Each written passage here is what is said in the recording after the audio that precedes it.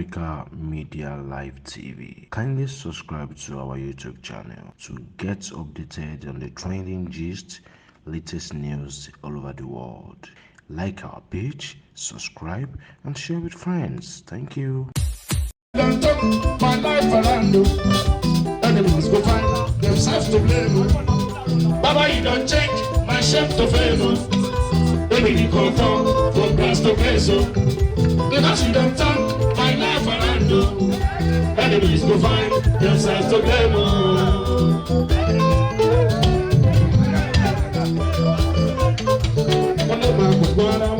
I know the same you. I know the same you. I don't believe what you live super. No, be man. I don't believe it. I don't know what I hear today. Sweetie, me here today. On the ground, here today.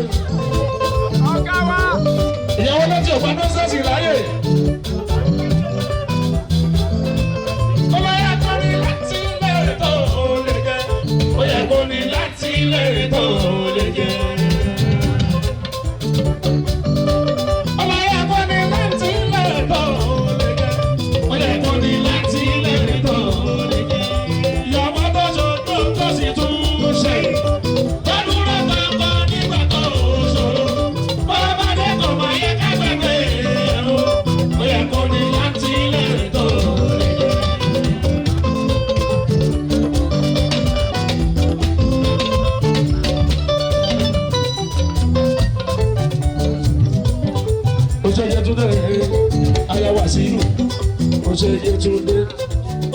Today, I was you. Yesterday, Olu, by you say. Yesterday, Olu, by you say. Yesterday, Olu, by you say. Yesterday, Olu, by you say. Oh my God, yesterday, baby, you are ready. I don't know. I don't know. I was you.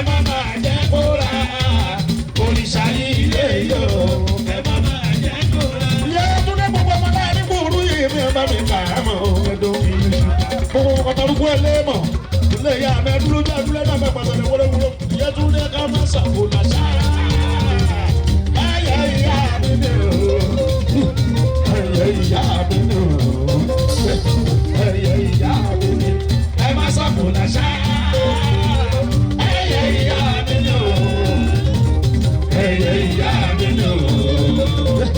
Ẹyẹ ìyá mi ni. Ìyá múra mọ̀mọ́ dé. Àwọn olùgbẹ̀bẹ̀ ó wà wò. Èmùrẹ́ jẹ́. Orí mi máa jẹ ìṣèjì ńlá. Ìdí ńlá o, àwọn ayé.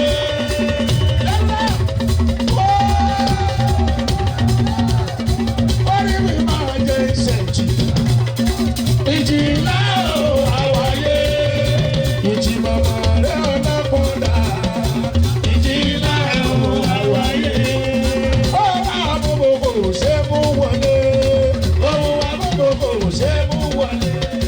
Ohun àbúgbò kò ṣe. Ohun àbúgbò kò ṣe mú wọlé. Ẹyẹ ìyá mi àgbé. Ẹyẹ ìyá mi àgbé. Ìyá mi àgbà ẹ̀wọ̀n lẹ́ẹ̀mú ṣẹlẹ̀ wá. Ìyá mi àgbà ẹ̀wọ̀n lẹ́ẹ̀mú ṣẹlẹ̀. Ọmọdékùn tì mí ẹ ṣáláṣí lẹ́yìn mi. Ìyá mi àgbà ẹ̀wọ̀n lẹ́ẹ̀mú ṣẹlẹ̀. Ìyá mi àgbà ẹ̀wọ̀n lẹ́ẹ̀mú ṣẹlẹ̀ wá. Ìyá mi àgbà ẹ̀wọ̀n lẹ́ẹ̀mú ṣẹlẹ̀ wá. Ọmọdékùn tì mí ẹ ṣáláṣí lẹ́yìn mi. Ìyá mi àgbà ẹ̀wọ̀n lẹ́ẹ̀mú ṣẹlẹ̀ wá. Ìṣẹ̀ṣe làgbà gbogbo ayé ẹ̀jẹ̀ ká ní fá. Ìṣẹ̀ṣe làgbà gbogbo ayé ẹ̀jẹ̀ ká ní. Sìmírẹ̀ bẹ́ẹ̀ lú ifá lóde ìfọ́sọ̀rọ̀. Ìṣẹ̀ṣe làgbà gbogbo ayé ẹ̀jẹ̀ ká ní fá. Ìṣẹ̀ṣe làgbà gbogbo ayé ẹ̀jẹ̀ ká ní fá. Ìṣẹ̀ṣe làgbà gbogbo ayé ẹ̀jẹ̀ ká ní fá. Sìmírẹ̀ bẹ́ẹ̀ lú ifá lóde ìfọ́sọ̀rọ̀.